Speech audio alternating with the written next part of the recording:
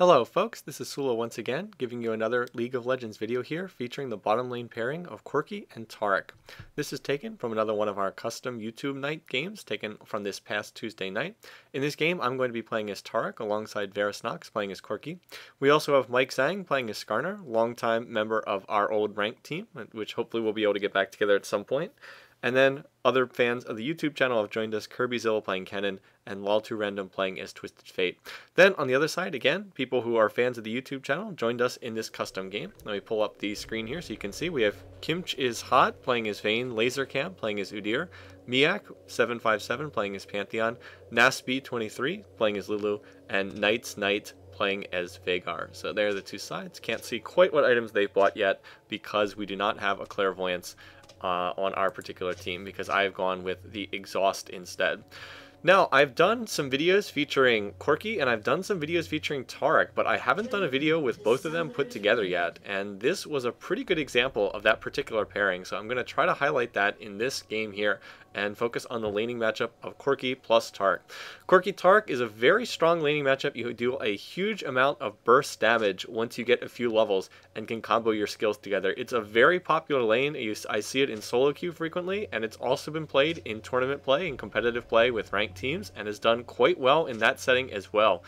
The one downside to Taric is that he does scale rather poorly into late game, but he's very strong early on in lane with his stun. So the basic goal of a Corki Taric lane is that you want to use the stun from Taric, Corki then Valkyries in, and you try to apply a ton of burst damage, and you try to burst down the enemy and kill them before they have a chance to get away, before they have the chance to flash away or whatever. So that's what this pairing is. It's a very aggressive lane pairing. You're going to try to get kills in lane. You can't play this laning combo if you're just going to sit back and try to farm. So only play this if you're looking to play aggressively in lane. And as such, that's why I picked up the Exhaust. And why Varus doesn't have an aggressive summoner. He has heal. Okay, I was wondering if he had taken Ignite or something like that, but he does not. So anyway, Mike, our Skarner player, Mike Zhang, has said he is not going to smite. I believe that he's going to look to have them give him a really strong leash and then look to go and counter jungle. So we'll see how that goes. But he has said he's going to save this smite. So anyway, we'll look at the rest of the lanes in a minute. It looks like here in mid, we're going to have Lol2Random playing as Twisted Fate against Knight's Knight playing as Veigar with the Baron Veigar skin, which is kind of a neat skin. Veigar has a lot of good skins. Up in top lane, Lasercam playing Udyr, and he has Teleport, by the way, so just to keep that in mind, and he is against Sullla playing as Kennen. Meanwhile, down here in bottom lane, we are up against, again, Nasby23 playing as Lulu, Quints is Hot playing as Vayne, and then Miak playing as Pantheon is jungling for their team. Miak enjoys playing sort of these more unconventional junglers in these games. And by the way, here comes Mike. He is going to counter jungle up here at the red, and again, this is a function of the fact that Pantheon is relatively weak in the jungle early on. He's a great ganker, but he is not the strongest. He's not that strong as an actual jungler. Anyway, right down here, I have chosen to start with my stun with Dazzle here, and I believe I'm going to pick up my heal next, just for safety's sake. Alright, so again, what makes this lane work is the threat of the stun. Now, I have actually not used my stun yet, but we have been pretty successful in zoning them backwards. And that's something that I'm going to talk a bit about as we go through this video as well, is a little bit about zoning people in lane, trying to keep them away from getting gold and experience. We can't quite do that yet because of our position, because this is pushing right back to their tower, but we will be able to do it later on. Now, Mike Zhang was able to steal the red. He went to red and he saved his smite. He went to red buff and he stole their red from Pantheon, and that's actually a pretty big deal because that red would make Pantheon a much stronger ganker early on. So I successfully pulled off the counter jungling. I did want to point that out. Anyway, right here we pushed the tower, and this is pretty good because notice this tower is killing a lot of their minions. The tower is eating lots and lots of their minions, which is what they want. And I am just using the threat of my stun to make them play cautiously. I mean, notice how I haven't used a single spell yet. I have not used my stun, but just the threat of my stun is forcing them to play a little bit more cautiously and causing their Vayne player, Quints is Hot, to miss some of these last hits here. And Varus is going to use a little damage right there. Got in an auto attack and a phosphor bomb on Nasby.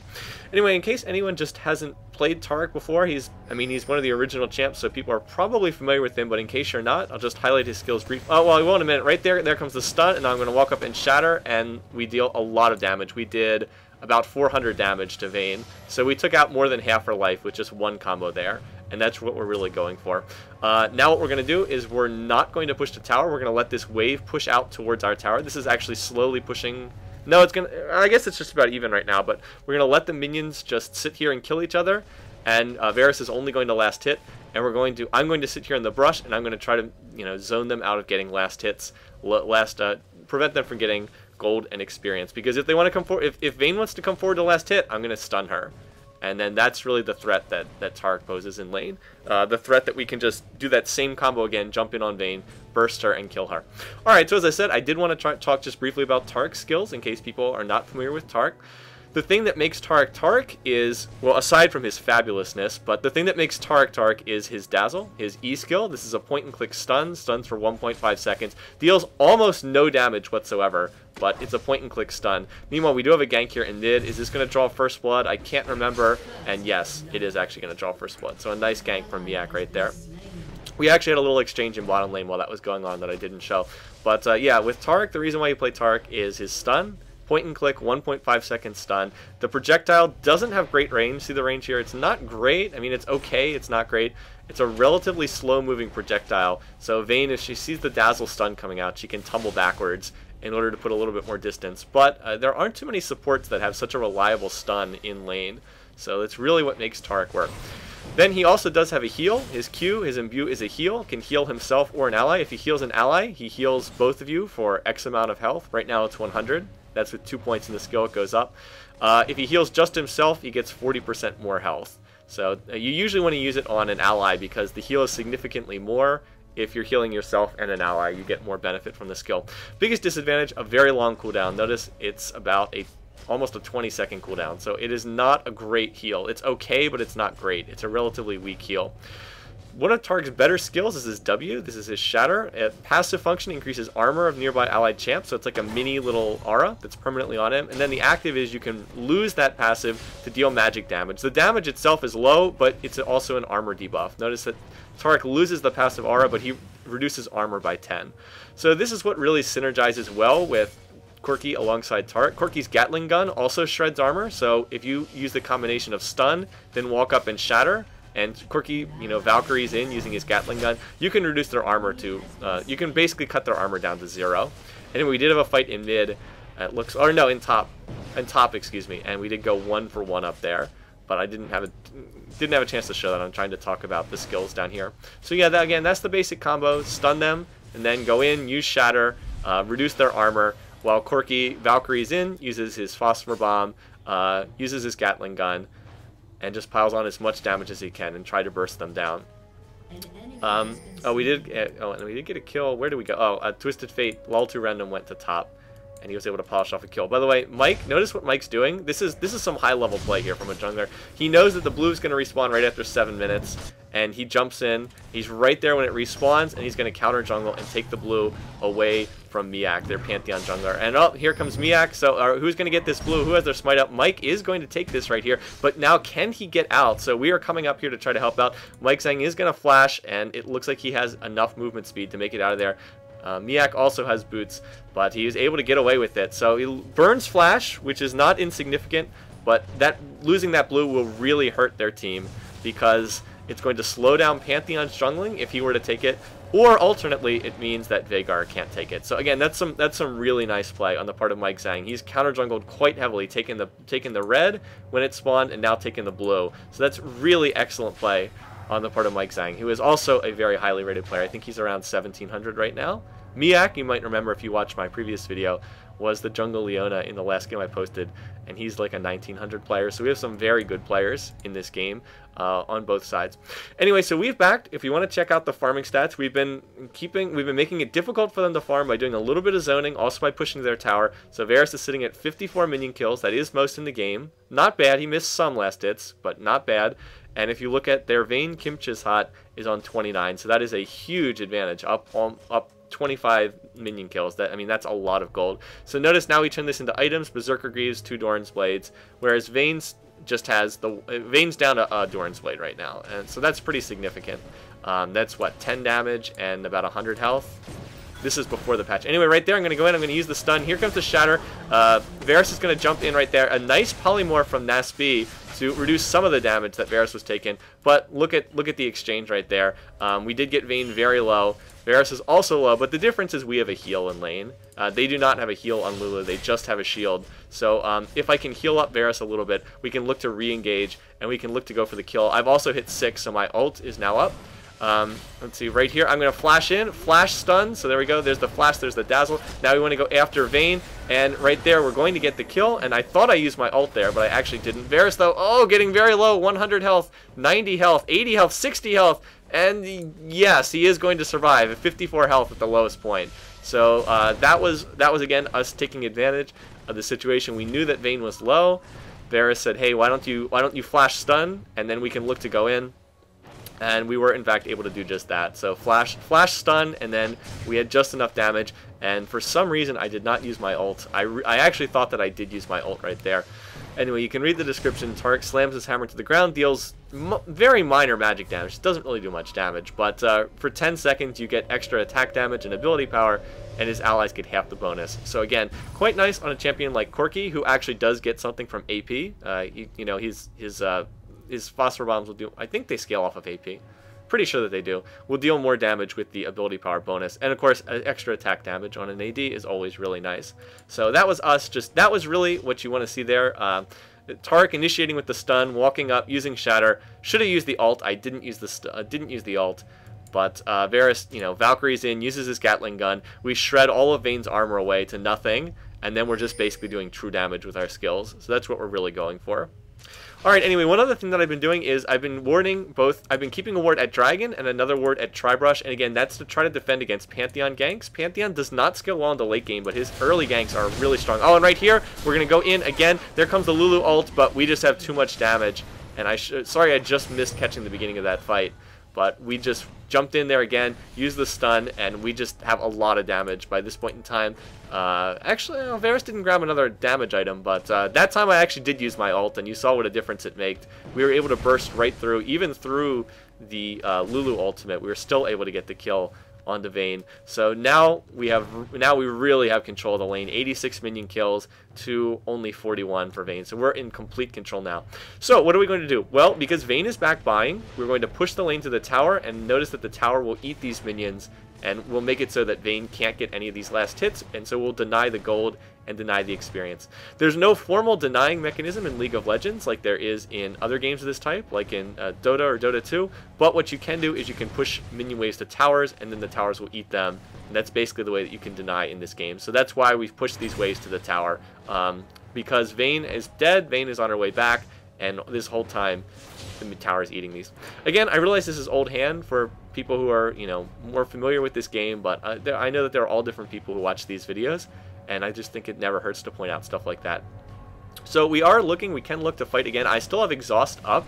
I did not use it in that last fight. We probably could have scored a double kill and gotten Lulu if I had exhausted her in that last fight. But again, I'm just looking for a chance to initiate. And here comes Pantheon. We're going to get ganked by Miak, but he is going to go after Varus, and they all ignore me, so I'm going to stun Miak with my Dazzle. Varus Valkyrie's away. And that was a pretty nice escape on our part. A good attempt at a gank, but Vayne, Kimchi, and Kimch and Nasby, they just didn't react quite fast enough. They all went for Varus. If they had turned and gone after me, I think they could have killed me pretty easily. But I just tossed my stun onto Miak's Pantheon, so he couldn't use his own stun. Varus Valkyried away, and we just walked out of that one. So again, Pantheon ganks are strong. Very strong early on, but we were able to dodge that one and did so pretty nicely, I think I'd have to say. So yeah, I mean, again, ward coverage here. I really should get one here too, just because when we're pushed up, it's useful to have that ward in the Tribrush, but it does make it difficult for them to get us. Anyway, Mike Zhang has now gone to top lane, and he's pulled off another successful gank there. So Mike Zhang is having a great game, 1-0. Look at his farm, 84 minion kills on Skarner. This is really good. He's just been powering through that jungle, and he has double gold per 10s, which means he's just stacking up the passive gold benefit as well. So he is really playing quite well. Miak also having a nice game. He's gotten 2 kills. He's really produced 3 kills for the team, 2 kills and an assist. But the difference being Pantheon just not innately a strong jungler. He only has 44 minion kills, so he is quite a bit behind Mike Zhang. And that's just due to the fact of their character. Skarner clears the jungle quickly, and Pantheon does not. That plus the fact that, if you remember, Mike Zhang took a blue and took a red on counter jungling. So anyway, focus of the video is on Taric Corki down here in bottom lane. But I do want to mention the counter jungling that's going on as well, because it was quite effective in this matchup. Anyway, what are we doing right now? Well, we're just zoning. Like, we're just last hitting, and we're making it so that if they want to come farm these minions, they have to come out here. And of course, they do not want to come out here, because if they do, we'll burst them and kill them. So this is us just going into a straight zone. It's like, hey, you want to come forward? You want to get golden experience? Well, if you do that, you're going to have to come out and risk fighting against us. For some reason, Vayne was actually not even here, so I guess this was a waste. So once we see Vayne not being here, we actually are going to push this to tower, so that the tower will start eating some of the minions. And again, we'll try to make it difficult for Vayne to get this. They did pull off another kill. Miak was able to go and gank. I think he ganked in mid. And Miak's doing a nice job of putting their Veigar player, Knight's Knight, ahead. Notice he's 201, so he's getting pretty strong, and that could be a real issue later on if Veigar's just able to burst us down. So overall, I'd say our team's ahead. I'd say that we're winning, but not by a huge margin. They're still in this game. It's more about the farm difference. I mean, Varus is about 70 minion kills ahead in bot, and that's just a really, really big deal. We also almost have this tower, and we're putting a little pressure on this because we know we can go in and engage as soon as it goes down. Now, I need to get ward coverage on River here because we are blind right now without any kind of ward coverage. So Mike's coming down, and I thought he was going to ward, but instead he's actually going up. I think he's actually going up to their blue here, I believe. So he's heading up. Yeah, he's heading up to check their blue, and I believe he's going to ward this, or just look to do some more counter jungling. So let's see. Oh, we made the decision because we thought for whatever reason we decided we're going to look to try to force something at Dragon, and we're looking to see if we could go in and catch them in this fight. I thought we were going on Lulu, so I'm going to stun Lulu. Instead, Varus goes after Vayne, which is the better target to go after. He's going to get condemned into the wall. He is also going to get polymorphed here, so he is taking a lot of damage. He's going to flash away. Vayne is chasing, and right there comes the Lulu ult. A nice Lulu ult right when Vayne got low. And are we going to be able to score this kill on the Vayne? There is the Skarner ult, so that's going to pull one back. We have a TF ultimate coming in as well. And oh, very low on Lulu. Now, can we manage to get Pantheon? He's going to flash away, but he is low. He's getting slowed by Skarner. My stun is not quite up, but TF is going to hit on the stun. And I'm going to walk in. Boop, there's the shatter. And that's going to score that kill. So we actually do manage to go 3 for 1 in that exchange. The kill on Udyr was elsewhere. We go 3 for 1 in that exchange and pick up another kill elsewhere on the map. But in all honesty, I did not do that fight correctly. I should have saved my stun for use on Vayne, not on Lulu. It was the incorrect target to go after. Anyway, so we are looking now, because we just killed all of them. We thought, maybe we can probably go and take this dragon. Should be relatively free, because we just took out, a significant part of their team. Unfortunately, though, look at this. Here comes the teleport in from Veigar, and we are actually going to get the dragon. I believe we took the dragon there, but Veigar jumped in, a nice teleport, and then he just used his ult on Laltu random and scored another kill. And then he flashed away, so Veigar did burn his flash unnecessarily. And I was saying, it's not really your fault. Veigar just jumped in and one-shotted our Twisted Fate player, Laltu random, because he was low. So overall, I mean, that came out pretty far in our favor. But, we could have avoided that death at the end, I think, if we had played it a bit better. I did see him teleporting in, but just wasn't able to do anything. Maybe if I'd been able to get off a stun, I could have saved that. Possibly. Anyway, let's see. So, in terms of going back, what did I pick up? Well, I picked up another gold pretend item. Picked up Heart of Gold. Pretty standard. Get the Philosopher's Stone, get the Heart of Gold. At that point, I decided to go for the Kindle Gem. The reason for that being, I wanted the Kindle Gem because cooldown reduction, always nice. Cooldown reduction not as critical on Corki, or not as critical on Taric as on other supports. He's not that cooldown dependent. Overall, not as much as, someone like, say, Soraka, or, maybe someone like Leona or Janna. Cooldown reduction, not quite as useful. I wanted the Kindle Gem as well because the 200 extra health, I wanted that to help keep me alive. in this. I noticed, I mean, I saw Veigar, he's starting to get some AP, he's starting to get kind of bursty, so just more health will help keep me alive against somebody like Veigar. I also do want to build Merc Treads instead of building cooldown boots, again, because CD are not as useful. Taric's a melee support, so he has to get up close to the enemy team to do a lot of his damage. So he has to put himself at more risk than some of the other supports. Anyway, why did I toss down the ward? Well, this one only had 10 seconds left. So we're going to look to take the blue. We see that we saw that their jungler was up top as our TF player, Lol2Random, able to pick off another kill. So we're going to look to try to take their blue here. Varus is going to get that blue. Unfortunately, though, Veigar is right over here, and I'm like, uh-oh, this is trouble. Getting slowed by Lulu. I have to flash over the wall.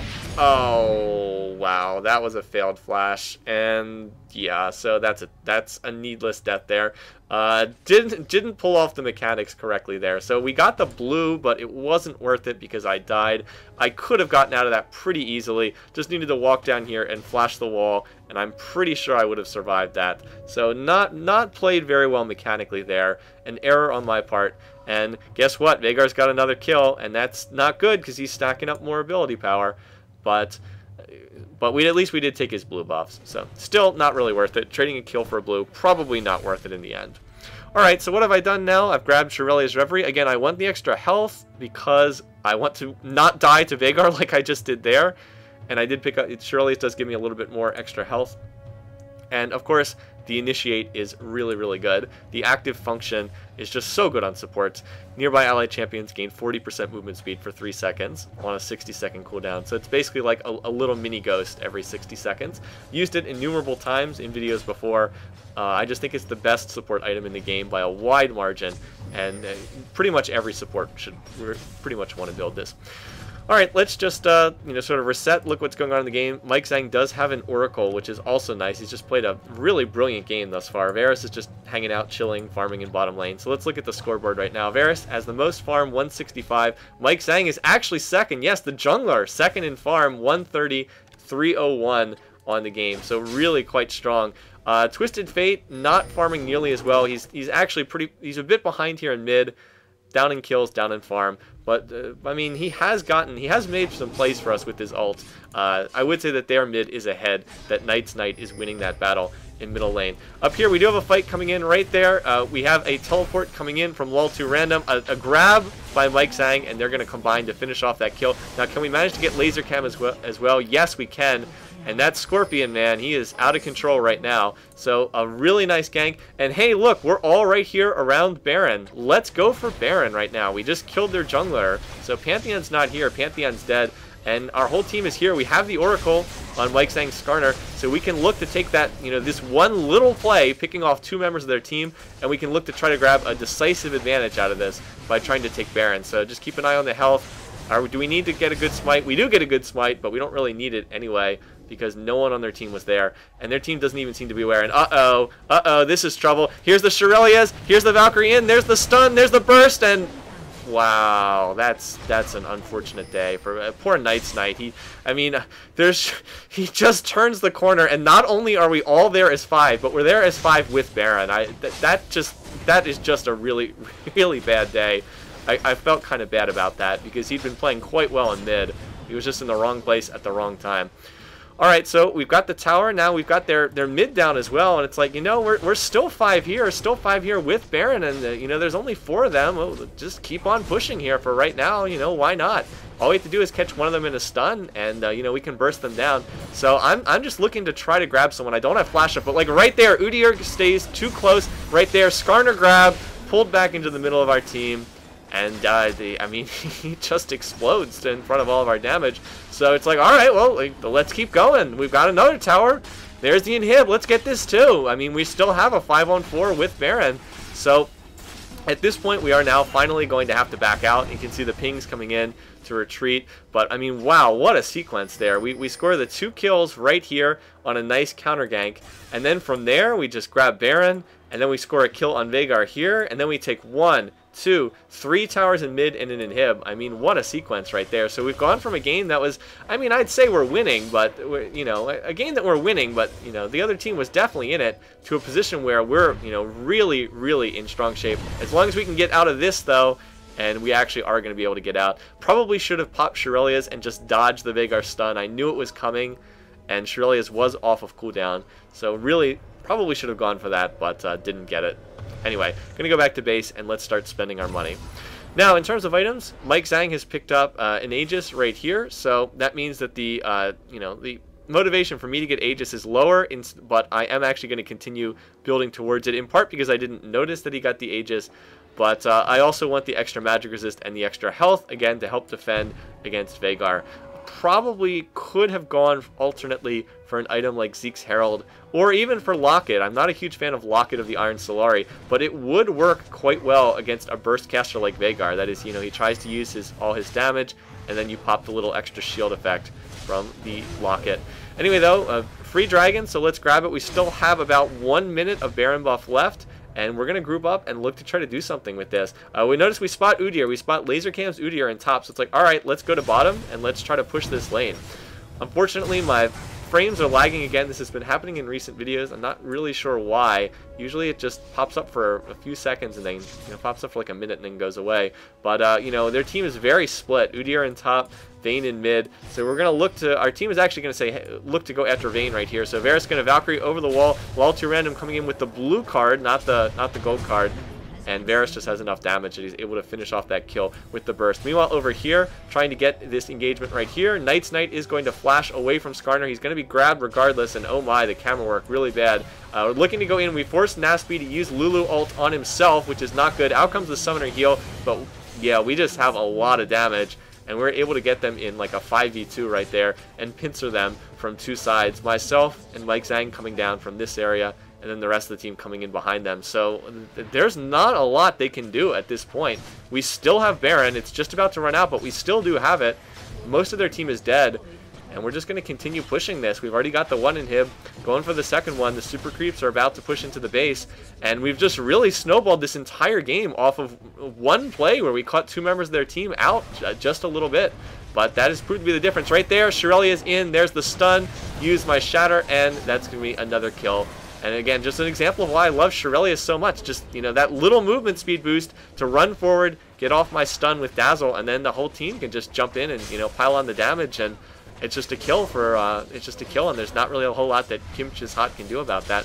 So we've got the two Nexus turrets. Now it's really just a matter of hitting the Nexus and finishing off this game. I mean, this is pretty early in the game. None of us are 18 or anything, but I'm just going to look to go for this. I'm going to land the stun onto Veigar right there, and then the rest of the team piles on the damage, and there's yet another kill right there, and again, that's it. That's the end of the game. It went from being a competitive game to just a stomp in the span of about 5 minutes off of 2 kills and then a Baron. So anyway, we'll wrap this up and finish up with this match. Overall, I thought that this was a fun game. I thought it was mostly well played by both sides. If I had to pick out one person as the MVP for this game, it would definitely be Mike Zhang's Jungle Skarner. He just controlled this game from start to finish, starting with the counter jungling early on, taking away the buffs away from Miak's Pantheon, and just slowing him down in the jungle. I wouldn't say that he completely shut down Miak, because Miak had some nice ganks in this game, and he was responsible for 5 of the 8 kills that their team got. But the counter jungling definitely affected him. And you can see in the end that his Skarner had, double the minion kills of Miak's Pantheon, and just really did a great job of setting us up throughout the rest of the team to make strong plays throughout the game. Looks like Kirby Zilla is actually going for an AD Kennen build, which I didn't even realize during the game. But he played well in top lane, and our bottom lane did extremely well. You can see we had the 2 deaths against 7 kills and a whole bunch of assists, and really seized control of the lane. Varys had 200 minion kills to Kimchi's Hot's 105. So we just, were able to grab lane dominance early on, score some kills, and then just snowball from there to a victory. Thanks also to Lol2Random, our Twisted Fate, who actually randomed Twisted Fate as a champion. Yeah, he actually didn't pick a champion, he randomed it. So in fitting with his name, went with the random champ. I don't know if that was deliberate or if he just wasn't logged in to grab a champion, but he played pretty well. Not sure about that TF build, but he played reasonably well for us. Anyway, just wanted to highlight a little of the gameplay with Corki and Taric. It is a really strong laning matchup. You have to be well coordinated. It does require good coordination with your laning partner, but the stun followed by running in and shattering, Corki Valkyries in, uses Gatling gun, uses Phosphor Bomb, uses missiles. It's a very strong combination. So it's a laning matchup that you can look to play and you can look to have a lot of success with. Anyway, once again, thanks for watching. Thanks for listening. Hope you enjoyed this video and have a great week, guys. I'll see you again soon.